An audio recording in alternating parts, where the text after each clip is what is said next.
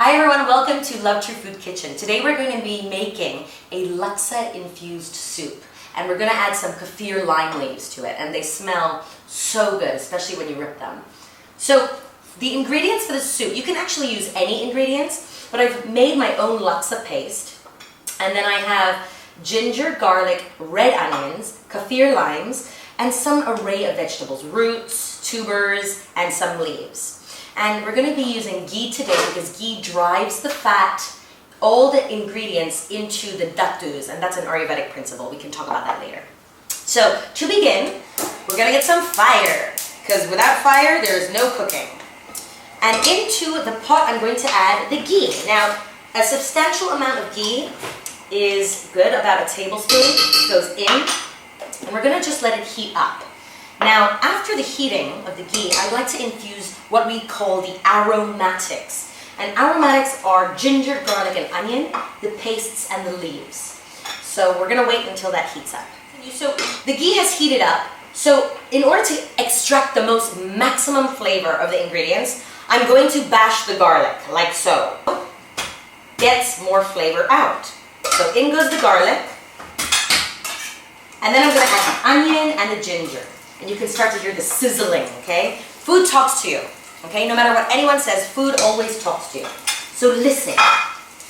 So in go the aromatics. At the same time, I'm going to get the kaffir lime leaves. Before I throw them in, I tear them. Oh, they smell so luxurious. And then in goes the Laksa paste, about 1.5 tablespoons. So look how beautiful this looks. All the aromatics are sizzling away. Now you will know when the food is ready because it'll impart this beautiful aroma that can only be smelt when it's ready. And it smells something like nuts, you know, roasted nuts.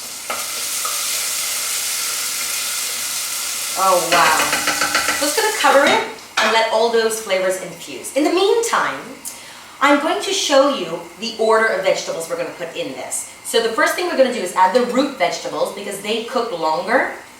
Then I'm going to add the other vegetables like the mushrooms and eggplant, and the last vegetables that go in are obviously the leaves. If you imagine the stomach like a big cooker, you should always put it in the order of cooking time. So that's what we're going to do. Okay, it's ready. Woo! Okay, so in goes the pumpkin, right into the pot, and the carrots, right in. Give them a stir. And we're actually coating all of these spices onto the pumpkin and carrots. And let that cook for about 5 to 7 minutes. At this point, I'm going to add salt. So salt in, just to allow the water to get extracted from the vegetables. Okay? Salt is a very great ingredient. So at this point, I'm going to add the eggplant in. Eggplant has a lot of water in it. So usually I like to salt it before I add it into the dish. So in goes the eggplant. Give that a little bit of a stir. And remember, each vegetable has a separate cooking time. So again, cover and let it do its job.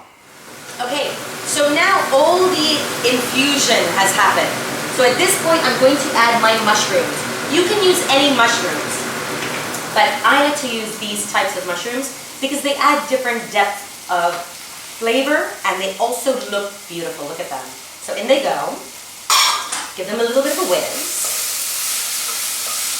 Then I like to add my Brussels sprouts in. Now, if you don't like Brussels sprouts, ladies and gentlemen, you can always use cabbage or any kind of green vegetable. That's fine. So in goes the Brussels sprouts. Give them a stir.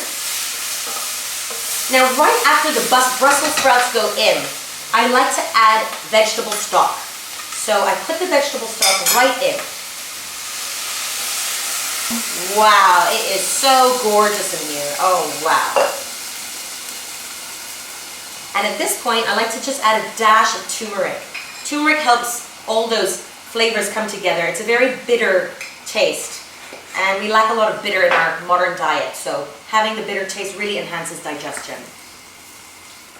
Okay, look at how beautiful this looks. It's sizzling away. So at this point, I'm going to add the greens. So in goes the zucchini. Now this is organic zucchini from Australia, but you can use any type of zucchini. So in it goes. Then just give it a little stir. And we're going to finish off with a little bit of local choy sam, again organic, but you can use anything you like. So the leaves go in and we're just going to wilt them down.